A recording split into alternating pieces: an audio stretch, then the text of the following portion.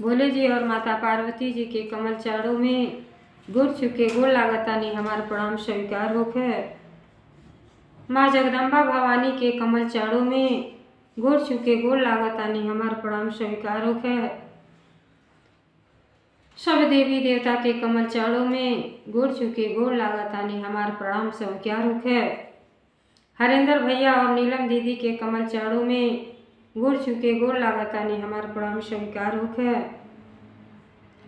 सब गुरु भाई बहना के कमल चारों में गुड़ चुके गोड़ लागतानी हमार प्रणाम स्वीकार होखे। तो देखिए गुरु भाई बहना, हम बहुते सुंदर भोले जी के चर्चा कथा के माध्यम से आप लोगन के सुनावे जा रहल बानी। ते चर्चा के ध्यान पूर्वक सुनो और पूरा पूरा सुनो। कथा कबो आधा अधूरा नहीं सुने के चाहिए। काहे कहतीन आधा कथा सुनले से ई परम पिता परमेश्वर और माता पार्वती जी के चर्चा है, तो आधा अधूरा सुनब सबे तो भोले जी और माता पार्वती जी के अपमान हुई। ये खातिर आप लोग पूरा पूरा कथा के सुनब और पूरा कथा सुनब तो कथा के रहस्य के बारे में आप लोगन के पता चली और ज्ञान भी मिली। तो गुरु भाई बहना कथा पूरा पूरा जरूर सुनब सबे। कथा बहुते सुंदर बा। देखी एगो पति पत्नी दू पहिया के ही गाड़ी है, एको डगमगा जाला तो भक्ति भाव बढ़िया से नहीं हो पावेला। तो पति के पत्नी के सहयोग करे के चाही और पत्नी के पति के सहयोग करे के चाही जरूर। लेकिन एक कथा में देखी पत्नी तो शिव भक्त रहेगी, लेकिन पति देखी उनके साथे का कर रहल बाणी। जब पूरा कथा सुनब तब आनंद आई। तो ये कथा हमारा आप लोगन के अच्छा लगी तो कमेंट में हर हर महादेव और माता पार्वती जी के नाम जरूर लिख के भेजब। और जे हमारे चैनल पर नया हुई वो हमारे चैनल के सब्सक्राइब कर दे, ताकि जितना सुंदर सुंदर चर्चा वीडियो के माध्यम से यूट्यूब पर पड़ा था तो वो आप लोगों के आसानी से आप लोगों के पास पहुंच सके। तो देखिए गुरु भाई बहना बहुते सुंदर चर्चा बा। एगो पति पत्नी रहल लोग, अब नया नया शादी भइल रहल। जौन पत्नी रहली वो भोले जी के शिष्या रहली। वो जब अपने मायके रहली तो छोटा ही उम्र में उनके घर के लोग शिव परिवार से रहल, शिव जी के अपन गुरु बनौले रहल लोग। तो जनता बानी लइके भी माई बाप के देख के वही में ढल जाना, वही प्रकार के बुद्धि दिमाग हो जाला। तो जब गुरु बहना रहली उनका माई भोले जी के शिष्या रहली तो साथे जात रहली, चर्चा उर्चा भजन कीर्तन सुनत रहली। तो बहुत उन्हों के ज्ञान रहल और पूजा पाठ में बड़ा मन लगे बेचारी के। तो जब अपने ससुरा में अली तो नया नया रहली, जब शिव चर्चा कहीं होखे तब बेचारी जैसे जल बिना मछली तड़पड़ाली, वैसे वो जौन गुरु बहना रहली उनका पत्नी वो बेचारी तड़फड़ाए लगे कि काश हमहू चल जाती और भोले जी के शरण मिल जाती और भजन कीर्तन करती। तो देखिए गुरु भाई बहना, नया रहली तबले तो हिम्मत ना जुटा पौली घर ही में पूजा पाठ करें। लेकिन जब दूठो लड़के बच्चे हो गए ना, कुछ समय बीत गई तो सोचली कि अब चलनी हमहू भोले जी के चर्चा भजन सुनी आ कहीं तो कुछ पुण्य हमहू के मिली। मनुष्य के जन्म पाके कुछ तो भजन कीर्तन चर्चा जरूर सुने के चाहिए। अब बड़ा हिम्मत जुटा के एक दिन अपने पति से कहताड़ी कि हे स्वामी, हमार बड़ा मन करता, देखी ना मंदिर में बड़ा सुंदर शिव चर्चा होता। तो कहती तो हम जाके सुनी होती। और पति जैसे इतना बात सुनला गुरु भाई बहना वो भड़क गई ना, मारे गुस्सा से आँख लाल लाल कर लेला आ कहना जाए अगर तू शिव चर्चा में गईलू नाव लेलू हमारे सामने तो मार के हाथ गोड़ तोड़ देवा, एक जगह बैठल रही हो। बेचारी डर गईली, कहली ये दादा रे ऐसन पति पौली कि न अपने भक्ति भाव करतानी आ न हमके जाए देत। अब एक दिन बेचारी यही पूजा पाठ के नाते बहुत सवेरे उठें और रतिये में उठ के सारा काम करें कि हमार पति खुश रही तो हम भजन कीर्तन में चली जाई। लेकिन वो पति पिघले वाला ना रहना और एक तो शराबी कबाबी रहना। अब का करा सुबह ही के निकल जब निकल तो सुबह ही पी के घरे चली आना ढोर डिमला आ देसी गाड़ी शुरू कर दें अपन। तो जानता नहीं सहत सहत गुरु बहना परेशान हो गईली। तब अपने परम पिताजी के शरण में गईली, कहली कि रोज रोज के इनकर ई देसी गाड़ी सुनत सुनत परेशान हो गई बानी। आ ऐसे अच्छा तो भजन कीर्तन बा, अगर वो सुनब तो हमार उद्धार हो जाई। आई तो जीव पाकी गईल बा।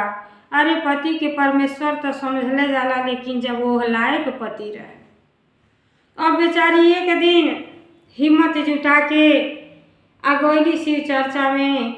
आ जब शिव चर्चा में गईली तो इतना ज्ञानी रहली, गईली तो इतना सुंदर सुंदर भोले जी के चर्चा कहे लगली कि सब गुरु बहिना ठक रह गईली। कहली कि देखो न बगलिए में इतना ज्ञानी गुरु बहिना बाड़ी आ लेकिन कबू नहीं आवत रही है। याद तो आनंद आ गई, चर्चा बहुते सुंदर कैली। आ जब वहाँ से प्रसाद लेके घरे आईली तो उनका पति आ गई न पीऊ के। और लड़कन से कहता अरे तोर माई कहाँ गई। लड़के कहला कि अरे काम धाम माई को के आ शिव चर्चा में गई बड़ी। तो कहता आवे दो न, ई बात ही नहीं कि मन ले आवे दो। गई ने रास्ता में बैठल रहना। अब सब गुरु बहिना उनके साथे लेके आयल कि इनका पति कुछ कहे न। तो जब लेके आए लोग तो प्रसादी दिहली, तो प्रसादी तो लेके खा लिया, कुछ बोलना नहीं। अब भीतर कहता आज तो चली गईली, लेकिन अगला सोम के इनकी हम जाए नहीं दे।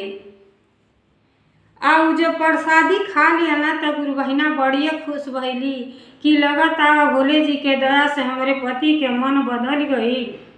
अब लगता हमके शिव चर्चा में जाए दी हैं। बहुत खुश भैली, सब काम उनकर कर, कितना हूँ गाड़ी गलौज कर, कुछ ना बोलें। तो देखी गुरु भाई बहना, अब जब दूसरा सो में आई तो का कोयली बड़ी सवेरे उठ के आ सब काम धाम क के फिट कर लेली। आ कहली कि आज शिव चर्चा में जाए के बा। और देखी ऐसा पति ना कर कहना देखी तो कैसे जाली। अब सुबह उठला तो कहता ना कि देखा आज हम 8-10 जनी के खाए के कहले बानी। आ दाल वाला पूड़ी पिउड़ी खीर सब्जी बना दी है। आ 5 किलो गाजर ले आयल बानी। आ गाजर के घस के हलवा नाश्ता में बना दी हो। गुरु बहिना बड़ी थी बड़ी उनका पत्नी सोचे लगली कि ये दादा ले ई तो करते करते दोपहर हो जाई। लगाता ही हमार जौन पति नगारा मारा आज शिव चर्चा में नहीं जाए दी हैं। और बेचारी हाली हाली मन मार के कहते हे बोले जी का करी, मनवा तो छपटिया ताकि हम कब अपने पिताजी के भजन कीर्तन कर लेती भोले जी के आशीर्वाद पाले लिखती। लेकिन हमारा ऐसा पति बना कि इतना काम सौंप देले बड़ा, हम कैसे जा पाई। तब तो देखी जौन गुरु बहिना लोग रहली मंदिर में जब चर्चा करे गईली तो वो दिन सोमवार के दिन रहल। कहली अब कि आज वह गुरु बहिना आयल हैं तो वह चर्चा के शुरू करी हैं। आ नहीं आई हैं तो चर्चा नहीं हुई। अब अगोरत जब 11 बज गई तो सब गुरु बहिना मिल के उनके घरे आ गए। जब घरे आ गए लोग तो कहता कि ये गुरु बहिना आज नहीं चले का। आ तो कैसे चली देखी न, दाल वाला पूड़ी बनावे कह गए ना, 10 दिन के निमंत्रण देले बाना। 5 किलो गाजर घसत घसत तो तिजहर हो जाए, तो हम कैसे चली चर्चा में जे। तब देखी यही भाव सब सखी लोग बैठल बाड़ी। अब कहताड़ी कि देखी सबके पति जौन बाड़ा माघ के मौनी अमावसा जब आवेला तो सब ले जाला तीर्थ धाम अपने पत्नी के करावला, दोनों एक साथे पूजा पाठ करेला, हर कष्ट विपदा दूर हो जाला। लेकिन एगो हमार पति बाण, अब देखिए गाना के माध्यम से सुनी जा। सब कर बलम सबके तीर्थ धाम करावे हो हमार बलमा, हो हमार बलमा। उत घर ही में नचावे हो हमार बलमा, शराबी बलमा। रतिया झूमत के आवेल शराबी बलमा। को तड़की अपने सखी से, हे सखी शराबी बलमा, रतिया झूमत के आवेल शराबी बलमा। सब कर बलम सब के भांग धतूरवा जुटावेल हमार बलमा, शीशी बोतल जुटावेल हमार बलमा, शीशी बोतल जुटावेल हमार बलमा। रतिया झूमत के आवेल शराबी बलमा। सब कर बलम सबके नौका बिहार घुमावेल हमार बलमा, नीचे ऊपर घुमावेल हमार बलमा।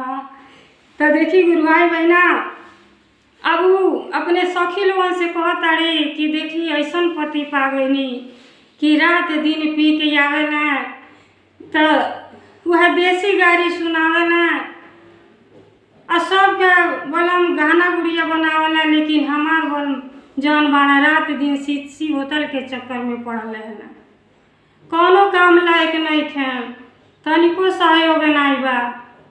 अब देखी पूजा पाठ करे जाए के तई 10 जनी के न्योता दे देले बाना, यही में झुरा देले बाना, अपने शीशी बोतल के जुगाड़ में चल गए बाना, तो कैसे पूजा करे चली। अब जब उनके गुरु बहना लोग रही कहली कि जब ले आज चलबा नहीं चर्चा में, तो ले आज चर्चा हुई नहीं। तो का कहली हाली हाली सब गुरु बहना मिल के आ दाल जौन रहल दाल हाली हाली भरली, और गुरु बहना जौन रहली हाली हाली पूड़ी छान देली, पूड़ी खीर सब्जी बना देली। और सब बहना मिल के गाजर घोस ढरली, आज हलवा तैयार कर देली। 1 घंटा में सारा खाना बन उनके तैयार हो गई। कहली कि देखी आज रही के चर्चा कहे खैर और सारा काम हमन के कह दियल जाई, लेकिन चले के बाद अब कहली कि चलत तबाणी, लेकिन डरे लगता कि देखी कहीं झूमत आ जाए हाँ तो साझी के बवाले बा। तो अब का करें बेचारी, वह गाना गा गा के आ तैयारी हाली हाली कर रहल बालो। शराबी बलमा रतिया झूमत के आवेल शराबी बलमा, रतिया झूमत के आवेल शराबी बलमा। सब कर बलम सबके गोरखनाथ घुमावेल हमार बलमा, अरे घर ही में नचावेल हमार बलमा। अब भजन के माध्यम से खुश हो गई बहन गुरु बहना, सजी बहन झूम झूम के गाना गावताड़ी आ कहताड़ी कि खाना तो जन के मिनट भर में तैयार कर दियल जाई, लेकिन आज रौरे के चर्चा में चले है। अब सब काम गुरु बहना भोले जी के दया से सब गुरु बहना मिल के खीर पूड़ी सब्जी और गाजर का हलवा तैयार कर देली, और सब बना के घर में ढक के देली। और ढक के तैयार होके अब बेचारी मंदिर में चल गई भोले जी और माता पार्वती जी के चर्चा कहे। जब मंदिर में चर्चा कहे चल गई, इतना सुंदर खाना बनौले रही कि पूरा गांव में गम गम गम गम के भोले जी के दया से। और उनका पति और कहता ना कि आज देखी कैसे जाली, इनके ऐसा लाठी मारब कि सांप भी मर जाएगा, लाठी भी ना टूटी। देखी कैसे आज पूजा पाठ करेली। अब वहाँ बड़ा खुश बाड़ा अपने मंडली में, शराबी मंडली में, कि आज इतना काम सौंप के आयल हैं कि करत करत उनके साँझ हो जाई आ पूजा पाठ सब करो भुला जाई। लेकिन देखी जेकर श्रद्धा भाव रहेला, कितनाहू काम रही, धम संकट रही, लेकिन अपने भोले जी के केहू त्याग ना करी। सबसे श्रेष्ठ महादेव में महादेव भोले जी और माता पार्वती जी हैं। अब बेचारी गुरु बहना लोलिया के चल गई सज धज के आ गईली मंदिर में अपन चर्चा कहे। जब चर्चा करे गईली तब बड़ा सुंदर चर्चा भइल, चर्चा भजन कीर्तन सब कुछ भइल। भोले जी से दया मांगली कि देखी सब कुछ तो देनी, इतनी सुंदर शरीर देनी, लेकिन पति नकारा दे देनी कि पति के तनिको सहयोग नहीं बा। अगर पति के सहयोग मिलत तो हम ये भजन भाव जब तक प्राण रह तब तक हम आपके भजन भाव और प्रेम पूर्वक करते। हमारा दिल छपटियाला है भोले जी, हमारा दिल छपटियाला। अब वहाँ जब भजन कीर्तन और चर्चा जब खत्म हो गई, खत्म होके वाला रहल, अब आरती होत रहल, तौले यार उनका पति पीऊ के घरे आ गए ना। तो आ गए ना तो लगल घर में अपने धनिया के खोजे पत्नी के। तो कहत न का रे लइके कहाँ गईली तोर माई, लौकत नहीं कि खानवा ना नहीं बनल का भई, कौन रतिये से आधी रतिये से कार करतड़ी कि कुछ ना भइल, कहाँ बाड़ी रे तोर माई। लइके कहना ए बाबू आओ। अरे माई तो चल गई शिव चर्चा में। बड़ा क्रोधित भइल, कहना शिव चर्चा में और खानवा कब बनी। अरे माई सब खानवा तैयार करके तोप के गइल बाटी आ कहलिए कि अइए तो और बबुआ तो कह दिए कि खिया हुआ दिए, सब कुछ तैयार कर देले बाड़ी। अब जब गैला उघार के देखा था ना तो सजी खीर उर में सजी कीड़ा मकोड़ा घूमत आने, सब सांप गुजर के कुआ वही में घूमत आना। जब जौने उघारा तौने में कीड़े में लौके तो देखी जेकर दिल साफ नहीं रही तो अच्छो चीज़ बेकार लगी। कितना समझौले के कोशिश कर में वो आदमी कबो ना समझ पाई। वो बेचारी इतना अच्छा बनौले रही लेकिन इनका मन साफ नहीं रहल तो वो खाना में खाली कीड़े मकोड़ा लौके, सांप गुजर के बच्चा लौके। और बड़ा क्रोधित भई ना, कहना देखो ना हम कहले रहनी खीर पूरी सब्जी बनावे के, गाजर के हलवा बनावे के, ये हमसे तनी डाह करती है पत्नी होके कि तनिको करे डर शंका नहीं बा, कीड़ा मकोड़ा तोप के गइल बा। चलो तानी आज इनका हम मरम्मत करब। अब खूब बौरा गइल, आँख लाल लाल कइल है। अब पहुँच गए शिव जी के मंदिर में। ये जे के पाप सवार हो जाला तो वो पुण्य नजर कबो नहीं आवेला। आँख के सामने भोले जी माता पार्वती जी खड़ा रह, लेकिन दर्शन उन्हों कबो जीवन में ना पा पाई। तो देखिए यही से प्रेम के भूखा भोले जी और माता पार्वती जी हैं। जे करे दिल में प्रेम बा, घर में प्रेम बा तो देवी देवता तो वैसे वास करेनी, ओकर घर धन्य हो जाला, आनंद हो जाला। अब जब वहाँ गई ना तो दूराही से देखली तो डेरा गईली। कहत है ये गुरु बहना अब तो हमार पियकड़वा मरद आइए गई आया तो देखो तानी हमके मार के मुँह आदि हैं। कहाँ से वो चाहे ना नाय कि हम शिव चर्चा में आए। लगली डरे कापे, कहते ये बोले जी अरे हम पर दया करबा। अब आइला का कहना गुरु बहना कहते अरे कैसे मरी हमन के बानी नहीं, उनका कार तो होइए गइल बा। कहली अरे कुछ भी कह दें, लेकिन उनके कुछ समझ में नहीं आएला। पापी लोगन के पाप के आगे कुछ समझ में नहीं आई। अच्छा रास्ता बताइए सब उल्टे लौकी। तो यही से कथा चर्चा के माध्यम से सबके ज्ञान मिलेला, सुने के चाही, पूरा के सुने के चाही कथा के। अब वो पापी के कबो भक्ति नजर नहीं आवे कि भक्ति भाव में मनुष्य के शरीर पौले बानी तब भक्ति भाव करी, अपने जीवन के धन्य बना ली। अब पहुँचला आ अपने पत्नी के झूठा पकड़ लेना। गुरु भाई बहना झूठा पकड़ के उतना चार समाज में घींचते ले मारत चलिए आ लगला मारे गुरु बछरू खान। बेचारी चिल्लाते रह गई, लेकिन केहू छोड़ा नहीं पौले। काहे से उ पियकड़े आदमी से तो जनता बानी केहू ना मुँह लगेला, केहू के का कह दिए केहू सोच भी ना सकेला।